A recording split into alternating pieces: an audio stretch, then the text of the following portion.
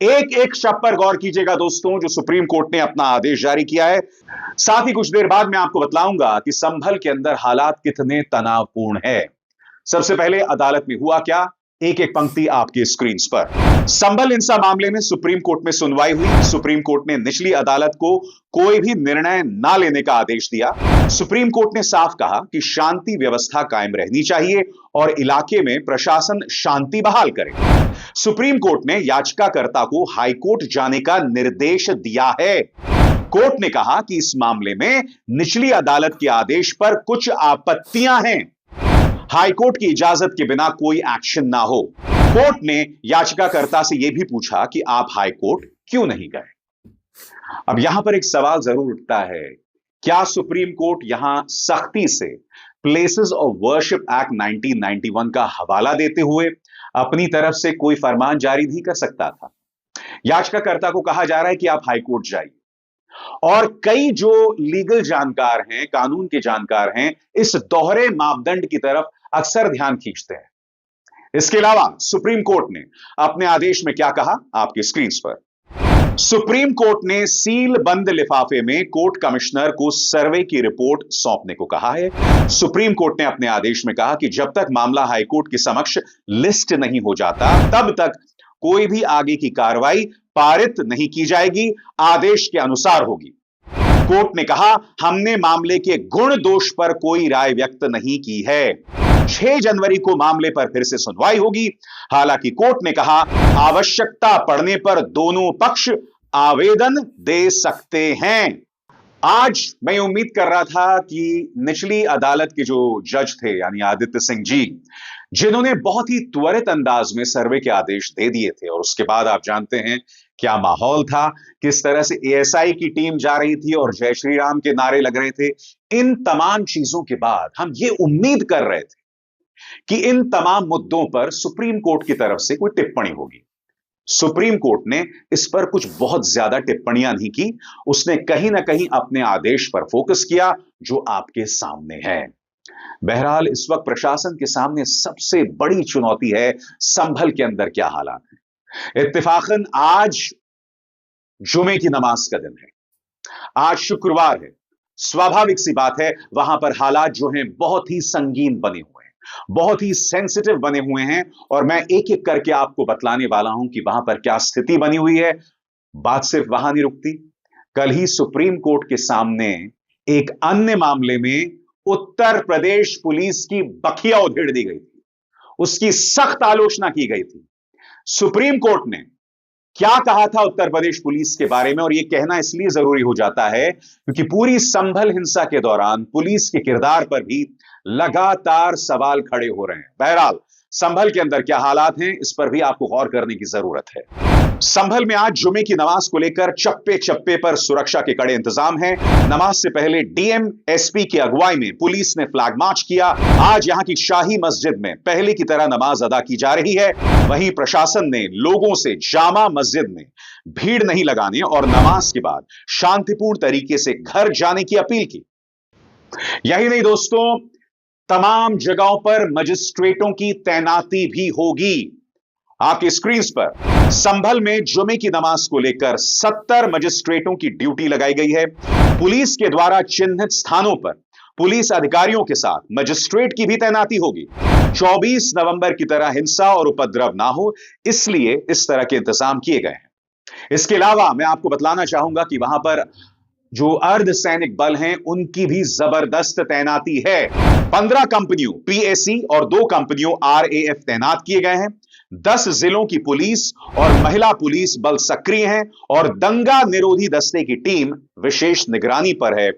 Drone और CCTV कैमरों से हर संवेदनशील क्षेत्र पर नजर है। पुलिस बॉडी कैमरास के साथ तैनात है।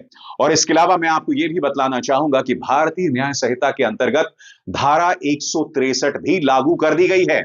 इलाके में धारा 163 बीएनएस लागू, 4 से अधिक लोगों के इकट्ठा होने पर पाबंदी, इंटरनेट सेवाएं अस्थायी रूप से बंद, और जामा मस्जिद के बाहर नमाज की अनुमति नहीं, केवल मस्जिद के अंदर इबादत की अनुमति दी गई है। और यही नहीं, जामा मस्जिद में बाहरी लोगों के प्रवेश पर भी रोक लगा दी गई है। जामा मस्जिद के अंदर केवल स्थानीय लोगों को प्रवेश की अनुमति है। सभी दरवाजों पर मेटल डिटेक्टर और पुलिसकर्मी छतों पर तैनात हैं। असामाजिक तत्वों पर कार्रवाई की गई है। 50 से अधिक संदिग्ध लोगों को हिरासत में लिया गया है। यही नहीं दोस्तों, मैं आपको यह भी बतलाना चाहूंगा कि हाल ही में जो हिंसा हुई थी उत्तर प्रदेश ने उसके भी जांच के आदेश दे दिए हैं। मगर आज मैं मुख्यमंत्री आदित्यनाथ से एक सवाल पूछना चाहता हूं। आपने ये जो तमाम कार्रवाइयां की हैं जिसका जिक्र मैंने अभी अभी किया, वो बहुत बेहतरीन है और इसकी तारीफ की जानी चाहिए। मगर एक बात बताइए, जब सर्वे कराया जा रहा था, जब एएसआई की टीम वहां पहुंच रही थी, उसके आसपास जो हालात थे उस पर आप काबू क्यों नहीं पा पाए? क्योंकि देखिए, सर्वे का आदेश एक अदालत ने दिया था और जब एक अदालत आदेश देता है तो प्रशासन को गंभीर हो जाना चाहिए। क्या वजह है कि इतनी बड़ी तादाद में वहां पर हिंसा हो गई, इतने बड़े पैमाने पर वहां हिंसा हो गई? यह सवाल तो प्रशासन से ही किया जाएगा ना। और यह सवाल प्रशासन से इसलिए किया जाएगा क्योंकि मैं आपको याद दिलाना चाहूंगा कि बहराइच हिंसा में क्या हुआ था। दुर्गा पूजा को लेकर वहां से यात्रा जा रही थी। एक व्यक्ति मस्जिद की छत पर चढ़कर वहां पर भगवा जो है लगाता है और जो मुसलमानों का झंडा है उसे हटा देता है। उसकी मौत हो जाती है। बात वहां नहीं रुकती है। दैनिक भास्कर की रिपोर्ट सामने उभर कर आती है जिसमें पता चलता है कि दंगाइयों को पुलिस ने छूट दे रखी थी और दंगाई ये कह रहे थे कि अगर हमें 2 घंटे से ज्यादा की छूट मिलती तो हम पूरे महाराजगंज में आग लगा सकते थे। इसलिए पुलिस पर सवाल किए जा रहे हैं। आज जुमे की नमाज के दौरान जब आपने ये तमाम इंतजामात किए तो क्या यह आपका फर्ज नहीं बनता था कि जब अदालत ने उस दिन आदेश दिया था तब भी आप पहले से ही फील्डिंग रखते, तब भी आप पहले से ही माहौल बनाकर रखते? 5 लोगों की मौत शायद नहीं होती और उसको लेकर अब भी असमंजस बना हुआ है। इसीलिए दोस्तों, कल सुप्रीम कोर्ट ने उत्तर प्रदेश पुलिस को कड़ी फटकार लगाई है। मामला है कथित गैंगस्टर अनुराग दुबे का, क्योंकि अनुराग दुबे पुलिस के कहने के बावजूद नहीं जा रहे हैं पूछताछ के लिए। उन्हें डर इस बात का है कि अगर वो जाएंगे तो पुलिस उन पर एक और केस लगा देगी। सुप्रीम कोर्ट ने इसी पर टिप्पणी की है और क्या कहा है इस पर भी आपको गौर करना पड़ेगा। सबसे पहले दोस्तों, इस खबर को देखिए। उत्तर प्रदेश पुलिस सत्ता का आनंद ले रही है, संवेदनशील बनने की जरूरत। अगर आप जूम इन करें तो कार्रवाई के तरीके से सुप्रीम कोर्ट नाराज। कहा पुलिस खतरनाक क्षेत्र में प्रवेश कर रही है, आरोपी को जांच में शामिल करें, यदि गिरफ्तार किया तो कठोर आदेश पारित होंगे। यह अपने आप में उत्तर प्रदेश के लिए शर्मिंदगी वाला मामला है कि आप सत्ता का सुख भोग रहे हैं। कोई व्यक्ति जो आपके पास जांच के लिए आता है, आप उसे अन्य केसेस में फंसा देते हैं।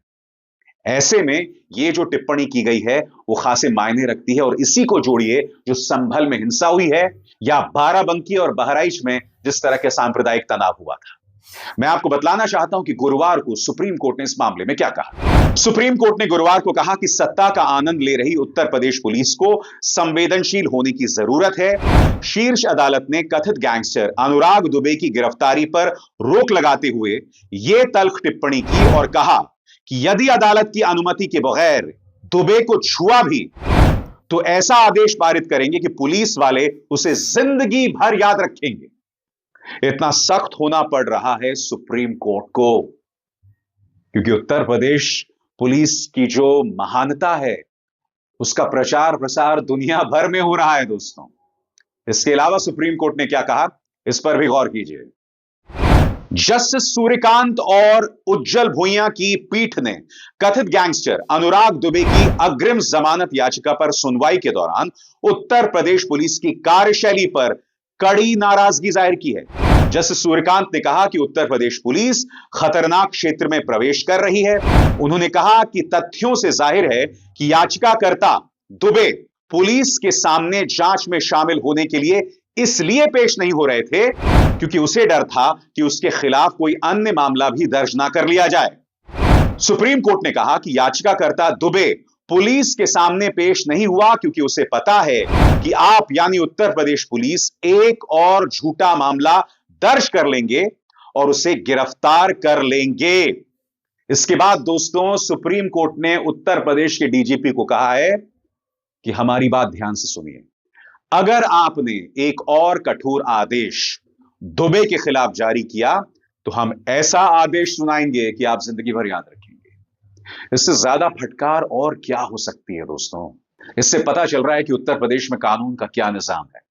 जब सुप्रीम कोर्ट इस तरह की भाषा में उत्तर प्रदेश पुलिस के खिलाफ टिप्पणी करती है, जब संभल की एक अदालत के फैसले पर इस तरह से सुप्रीम कोर्ट अपनी असहमति जाहिर करती है, हालांकि जो आदेश जारी किया जाता है उस पर भी कुछ सवालात हैं, खासतौर से प्लेसेस ऑफ वर्शिप एक्ट 1991 को लेकर। तो यह सब बतला रहा है कि संगोल युग में रामराज्य कैसे चल रहा है। अभिसार शर्मा को दीजिए इजाजत। नमस्कार।